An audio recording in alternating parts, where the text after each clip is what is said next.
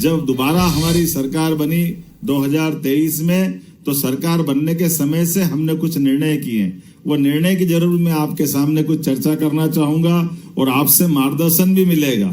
हमने निर्णय किया कि भगवान कृष्ण, अगर 5000 साल पहले कृष्ण भगवान का कितना बड़ा काम है कंस को मारना, कंस का उस सत्ताधीश को मारना जिसके लिए एक तरह से असंभव जैसी बात थी, लेकिन शिक्षा की महत्ता स्थापित करने के लिए भगवान कृष्ण ने एक पाठ पढ़ाया दुनिया को कि चाहे कितने भी बड़े पद पे बैठने लायक हो जाओ, लेकिन अगर शिक्षा की जरूरत है तो शिक्षा की तरफ कदम बढ़ाना चाहिए। यह हमारा सौभाग्य। भगवान कंस को मारने के लिए, शिक्षा ग्रहण करने के लिए उज्जैन की धरती पे आए, आचार्य सांदीपनि की उस आश्रम को गौरवान्वित किया।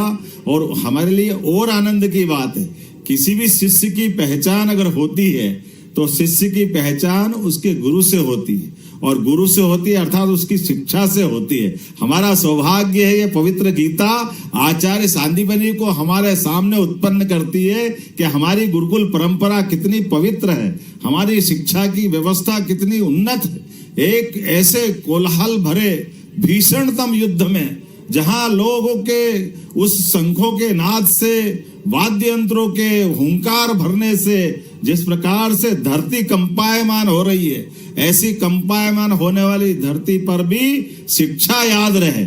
ये वो सांस्कृतिक रूप से शिक्षा का गौरव का क्षण था जब पवित्र गीता उनके मुख से अवतरित होती है और वो एक एक करके अपने 18 अध्याय में जिस प्रकार से अपनी बात करते हैं, वो सारी शंकाओं को निर्मूल करते हैं। मैं दोबारा उस पर नहीं दोहराना चाहूंगा, लेकिन हमने कहा कि जब भगवान का वो इतना विराट व्यक्तित्व है और इतना पवित्र ग्रंथ है जिसको दुनिया अपने अलग प्रकार से, जितने प्रकार से पवित्र गीता के बारे में महाराज जी ने बहुत सुंदर संग्रहालय बनवाया, मैं देख के आया हूँ। आइंस्टीन से लगा करके सारी हस्तियों ने पवित्र गीता के माध्यम से, क्रांतिकारी से लगा करके बाल गंगाधर तिलक तक सबने जिस प्रकार से पवित्र गीता के कर्मवाद के आधार पर हमारे लिए जो चेतना जगाई है, हमने कहा हमारे पाठ्यक्रम का हिस्सा बनना चाहिए। तो हमारी 2020 की शिक्षा नीति के आधार पर जो यशस्वी प्रधानमंत्री का पुनः वंदन करता हूं, अभिनंदन करता हूं, जिनने हमको मौका दिया। हमने पवित्र गीता को हमारे पाठ्यक्रम का हिस्सा मध्य प्रदेश सरकार की ओर से बना करके ये हमने कोशिश की है कि भगवान कृष्ण की उस शिक्षा की अनुपम देन को हमारी भावी पीढ़ी के सामने लाना चाहिए। उसी प्रकार से हमने कोशिश की कि सभी नगरीय निकाय, नगर निगम, नगर पालिका, महानगर पालिका, राजधानी, हर स्थान पर गीता भवन बनाए जाएंगे और उसके लिए धनराशि का आवंटन भी कर दिया। 3 साल के अंदर हमारे ये सभी गीता भवन बनकर के सरकार की तरफ से तैयार हो जाएंगे। और ये मैं इसको इस रूप में भी लेता हूँ, नगर में टाउन हॉल तो बनना ही चाहिए, लेकिन टाउन हॉल हमारी संस्कृति से जुड़ जाए तो क्या अच्छी बात है। हमारे लिए ये सौभाग्य की बात है जब कई सारे लोग कहते हैं आप धर्म की बात क्यों करते हो, तो हमने कहा क्या धर्म की नहीं करे तो अधर्म की करे क्या? हमको समझ में नहीं आया अधर्म की बात क्यों करवा रहे हो, हमको धर्म की बात करने में क्या संकोच है। परम पूज्य चंपत राय जी हम मौजूद हैं, मैं आपको भी प्रणाम करता हूँ भाई साहब। हमारे बीच में माफी चाहता हूँ, हमारे सुरेश के चौहान जी भी बैठे हैं, वो अपने सुदर्शन चैनल के माध्यम से ये धर्म ध्वजा लहरा रहे हैं। लेकिन मुझे कुछ और बात बताना है। हमने कहा कि भगवान कृष्ण ने मथुरा से कदम बढ़ाए, उज्जैन आए, बीच में राजस्थान के मुख्यमंत्री से भी बात हुई। हमने श्री कृष्ण पाथेय करके एक योजना हमने अपनी सरकार में बनाई है कि भगवान कृष्ण ने जहां जहां लीलाएं की है, ऐसे प्रत्येक स्थान को मध्य प्रदेश सरकार की ओर से हम तीर्थ बनाने जा रहे हैं, जिसके आधार पर सभी स्थानों को हम इसमें तीर्थ के रूप में जोड़ेंगे। जैसे उनके स्थान भी कितने अद्भुत है, आचार्य सांदीपनि के आश्रम से जहां वो शिक्षा ग्रहण करते हैं, 64 कला, 14 विद्या, आज भी पाठ्यक्रम में वो सब आ जाए तो हमारा पाठ्यक्रम कहां से कहां चला जाए।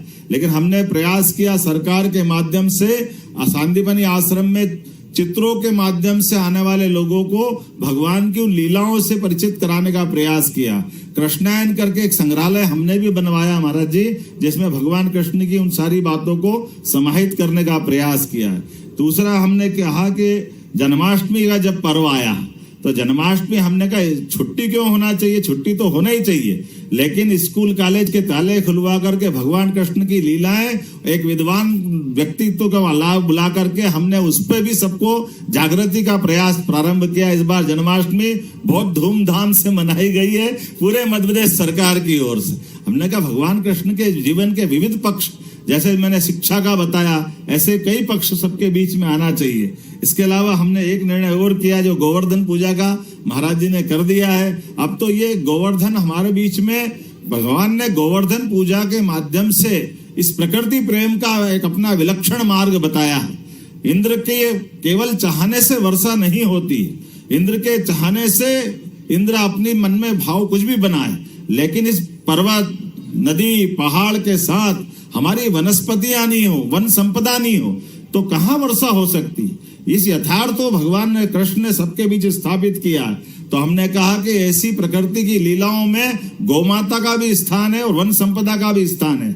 इसलिए पूरे प्रदेश के अंदर गोवर्धन पूजा का आयोजन किया और मुझे इस बात की प्रसन्नता है कि हमारे साथ साथ हमारे विरोधी दल के लोग भी शामिल हुए और गोवर्धन पूजा का आनंद लिया है। हमने कहा गोवर्धन पूजा तो सच्चे अर्थों में दीपावली यही मनना चाहिए। हमने अपने प्रदेश की सभी गौशाला और ये जितने कांजी हाउस, पिंजरा पोल, ये शब्द का विलोपन कर दिया। ये उस समय की बात थी जब घर घर पशु पालते थे, कोई आवारा निकल जाते थे, लेकिन आज के स्थिति में कहीं हमारी गौ माताएं अपाहिज है, बूढ़ी है, लावारिस है, या यातायात और बाकी महानगरों में लोग छोड़ देते हैं। तो हमने कहा कि हमारी जितनी नगर निगम है, बड़ी बड़ी नगर पालिका है, सरकार अपने स्तर पे गौशाला चलाएगी और समाज भी चलाएगा। तो गौशाला का अनुदान भी डबल कर दिया। पहले 20 रुपया प्रति गौमाता देते थे, अब 40 रुपया प्रति गौमाता हमारी तरफ से प्रारंभ किया है पूरे प्रदेश के अंदर। इतना ही नहीं, हमने कहा कि ये जो कृषि की आय बढ़ाने के लिए दूध उत्पादन शुरू से किसानों की आय होती थी, इसलिए दूध उत्पादन के लिए भी जो 10 से ज्यादा गाय माता पालेगा उसको भी अनुदान हमारी सरकार के द्वारा दिया जाएगा। अर्थात घर घर हमने गोकुल बनाने की बात कही है कि गाय का कुल जहां है वो गोकुल, और कौन सा गोकुल। तो ये घर घर गोकुल होना चाहिए कि नहीं होना चाहिए। इसलिए घर घर गोकुल बनाते हुए और जो गाय पाले वो सब गोपाल, दूसरे और कौन गोपाल। तो हमारे बीच में धर्म की मर्यादा के आधार पर हमने कोशिश की है कि इस प्रकार से गोवंश के साथ साथ दूध उत्पादन की क्षमता भी मध्य प्रदेश सरकार की बढ़े। अभी दूध का उत्पादन में पूरे देश में 9% का हमारा योगदान है। हम इसको 20% तक ले जाने के लिए संकल्पित हैं। उस तरह से हम इसमें बढ़ना चाह रहे हैं। आपका आशीर्वाद हमको मिलेगा। इसी के साथ साथ कुछ और निर्णय किए, लेकिन आज थोड़ी समय की कमी है। एक जरूर, चूंकि कुंभ की बात महाराज जी ने कर दी है, अगला 2028 में जब कुंभ राशि में प्रवेश करते बृहस्पति तो कुंभ हो जाता है, और जब सिंह राशि में प्रवेश करते तो सिंहस्थ हो जाता है। तो हमने कहा अगला सिंहस्थ जब 2028 में उज्जैन में होगा, हमने उसकी तैयारी प्रारंभ कर दी सभी ओर से। और हमने कहा कि अभी तक अस्थायी कैंप लगते थे, तो यह अस्थायी कैंप को हटा करके स्थायी रूप से आश्रम, अखाड़े, महामंडलेश्वरों को जगह देने का काम हम उज्जैन में कर रहे हैं। पूरा एक विस्तारित योजना बनाई गई है। आप सबके माध्यम से आप मैं निमंत्रण देना चाहूंगा। उज्जैन में अब आने वाले समय में हम वो प्रबंधन कर रहे हैं ताकि हमारी ये हरिद्वार के तर्ज पर उज्जैन का भी वो तीर्थ बने, जहां स्थायी रूप से एक 12 साल में बाद क्यों अवसर आना चाहिए।